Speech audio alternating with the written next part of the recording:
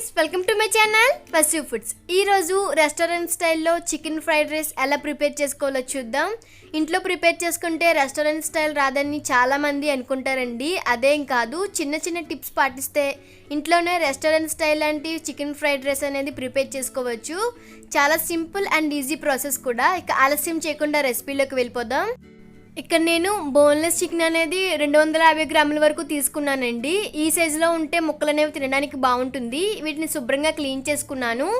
ఇందులో 1 table spoon వరకు కారం, సరిపడా సాల్ట్, 1/2 టేబుల్ స్పూన్ వరకు ధనియా పౌడర్, అలాగే 1/2 టేబుల్ స్పూన్ వరకు చాట్ మసాలా, 1 టేబుల్ స్పూన్ వరకు నిమ్మరసం, 1 టేబుల్ స్పూన్ వరకు అల్లం వెల్లుల్లి పేస్ట్ అనేది వేసి మసాలాలన్నీ కూడా బాగా పట్టే విధంగా కలుపుకోవాలి.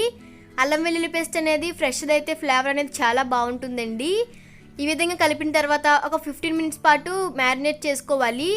15 నిమిషాల తర్వాత మ్యారినేట్ చేసుకున్నటువంటి చికెన్ అనేది ఫ్రై చేసుకోవాలి. సో అందుకోసం స్టవ్ ఆన్ చేసుకొని ఆయిల్ హీట్ చేసుకున్నాను. ఆయిల్ హీట్ అయిన తర్వాత ఇక్కడ చూపించిన విధంగా చికెన్ ముక్కలు అనేవి ఫ్రై చేసుకోవాలి. మీడియం ఫ్లేమ్లోనే చికెన్ ముక్కలు అనేవి గోల్డెన్ బ్రౌన్ కలర్ వచ్చేంత వరకు వేయించుకోవాలి. హై ఫ్లేమ్లో పెడితే చికెన్ అనేది మాడిపోతుంది. చూసారు కదా, ఒక 10 to 15 మినిట్స్ తర్వాత చికెన్ అనేది బాగా ఫ్రై అయిపోయింది. ఇప్పుడు దీన్ని ఒక ప్లేట్లోకి తీసుకొని పక్కన పెట్టుకుంటున్నాను. మ్యారినేట్ చేయడానికి టైం లేదు అనుకుంటే నైటే తెచ్చుకొని మ్యారినేట్ చేసుకొని ఫ్రిడ్జ్లో పెట్టుకోవచ్చు. చూసారు కదా, ఈ విధంగా పక్కన పెట్టుకున్నాను. ఇప్పుడు వేరే కడాయి పెట్టుకొని అందులో ఫ్రై చేసుకున్నటువంటి ఆయిల్ అనేది వేస్తున్నాను.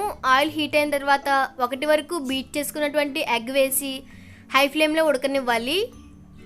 అది కొంచెం ఉడికిన తర్వాత మొత్తం అంతా కూడా గరిటెతో ఇలా కలుపుకోవాలండి. మరి చిన్న చిన్న ముక్కలుగా అయితే తినడానికి బాగుండదు, కొంచెం పెద్ద ముక్కలుగా ఉంటేనే బాగుంటుంది. ఇవి కొంచెం ఫ్రై అయిన తర్వాత వీటిని ఒక పక్కకు తీస్తున్నానండి. మీరు కావాలంటే వేరే ప్లేట్లో కూడా తీసుకొని పెట్టుకోవచ్చు. ఇప్పుడు ఇందులో 1 టేబుల్ స్పూన్ వరకు సన్నగా తరిగిన అల్లం, అలాగే 1 టేబుల్ స్పూన్ వరకు సన్నగా తరిగినటువంటి వెల్లుల్లి కూడా వేసి వేయించుకుంటున్నాను. ఇవి కొంచెం వేగిన తర్వాత ఇప్పుడు రెండు కూడా బాగా కలిసే విధంగా కలుపుకోవాలి. ఇవి వేగిన తర్వాత 1 కప్పు వరకు సన్నగా తరిగిన ఉల్లిపాయలు, అలాగే 1 కప్పు వరకు సన్నగా తరిగిన క్యాప్సికమ్, 1 కప్పు వరకు సన్నగా తరిగిన క్యారెట్, 1 కప్పు వరకు సన్నగా తరిగిన ఫ్రెంచ్ బీన్స్, అలాగే 1 కప్పు వరకు సన్నగా తరుక్కున్నటువంటి క్యాబేజీ కూడా వేసి లో ఫ్లేమ్లో బాగా ఫ్రై అయ్యేంత వరకు వేయించుకోవాలి. అన్నీ ఈక్వల్ క్వాంటిటీలో తీసుకుంటే తినడానికి బాగుంటుందండి. ఇప్పుడు ఇవి కొంచెం వేగిన తర్వాత ముందుగా ఫ్రై చేసుకున్నటువంటి చికెన్ అనేది వేస్తున్నాను. చికెన్ ముక్కలు అనేవి బాగా పెద్దవిగా ఉన్నాయి అనుకుంటే వీటిని చిన్న చిన్న ముక్కలు చేసి కూడా యాడ్ చేసుకోవచ్చు, కానీ ఇలా ఉంటేనే బాగుంటుంది. ఇప్పుడు ఇందులో 1 టేబుల్ స్పూన్ వరకు సోయా సాస్, అలాగే 1 టేబుల్ స్పూన్ వరకు చిల్లీ సాస్, 1 టేబుల్ స్పూన్ వరకు రెడ్ చిల్లీ సాస్ కూడా యాడ్ చేస్తున్నాను. అలాగే 1 టేబుల్ స్పూన్ వరకు వెనిగర్ కూడా వేసి హై ఫ్లేమ్లో ఒక 2 మినిట్స్ పాటు వేయించుకోవాలి.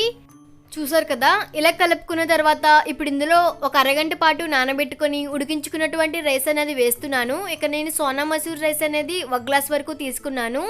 మీరు కావాలంటే వేరే రైస్ కూడా యూజ్ చేసుకోవచ్చు. మొత్తం అంతా కూడా బాగా కలిసే విధంగా కలుపుకోవాలి. అన్నం అనేది ఎక్కడ విరగకూడదండి. ఇప్పుడు ఇందులో 1 టేబుల్ స్పూన్ వరకు పెప్పర్ పౌడర్, అలాగే 1 టేబుల్ స్పూన్ వరకు కారం, సరిపడా సాల్ట్ కూడా యాడ్ చేస్తున్నాను. సాల్ట్ అనేది కొంచెం చూసుకొని యాడ్ చేసుకోవాలి, ఎందుకంటే ఆల్రెడీ సాసెస్లో సాల్ట్ అనేది ఉంటుంది కదా.